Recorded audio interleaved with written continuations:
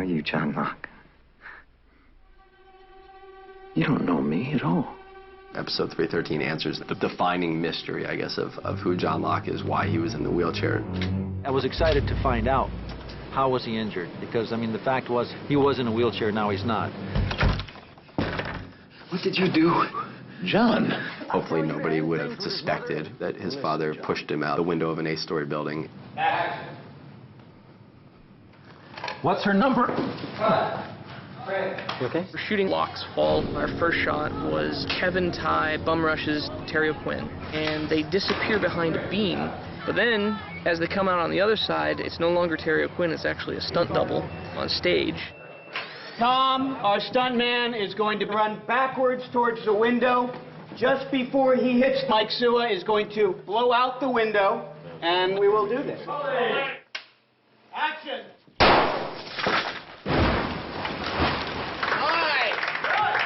Very good, everybody. They had a 60-foot blue screen up the side of the building, and the same stunt guy was basically dropped from a high decelerator in a complete free fall. Here we go. 3, 2, 1, drop! Great. And then we wanted to have a shot that you could tell that it was Terry O'Quinn and not a stuntman. They strapped some wires to me and put me over a big pad and basically just lowered me down. A little fast, a little slow, but it was fairly pleasant. And we put this together, and I just think it looked really good, and it was really scary, and it surprised a lot of people. Tell me, John, did it hurt? The proverbial shoe is on the other foot because now Locke has the power over Ben. He's very much the one in a position of control, and it was really fun, given how strong Ben is, to see him in scenes with Locke, who has a very similar, powerful energy. How is it that you think you know this island better than I do? Because you're in the wheelchair, and I'm not. He's being tested because Locke is in some ways competition for him. And that is terrifying to Ben, because he feels, I think, as if the island has betrayed him.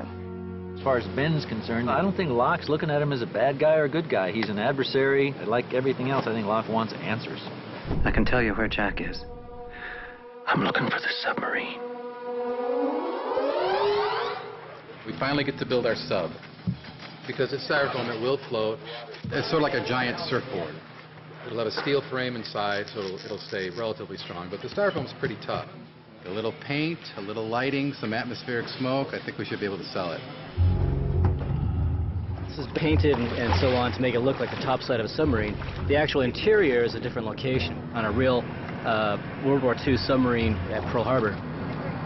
Rolling. Turn back. Nice to have that hit. Here we go. Let's do it. Okay, here we go, guys. Right away. The submarine it's a wild card. It can bring people to the island. It can take people from the island. And Locke says, I don't want to go home. Hey, hold it right there. Come on. Down on the ground. I'm sorry, Jack. Sorry for what? 1, 2, 3. Locke's flaw in his backstory is inaction. And on the island, he's become a man of action. He becomes very much obsessed with making sure nobody gets off the island. There's very little in his past that he wants to return to. You know, almost everything he leaves behind, he wants to leave behind for good. Certainly John Locke's personal story wasn't meant to end with him falling out that window and dying as most people would, but he survived, perhaps for a reason. Locke definitely believes that there's an answer. And I don't think we've seen what Locke will do. I don't think we've seen how far Locke will go to find out who he is.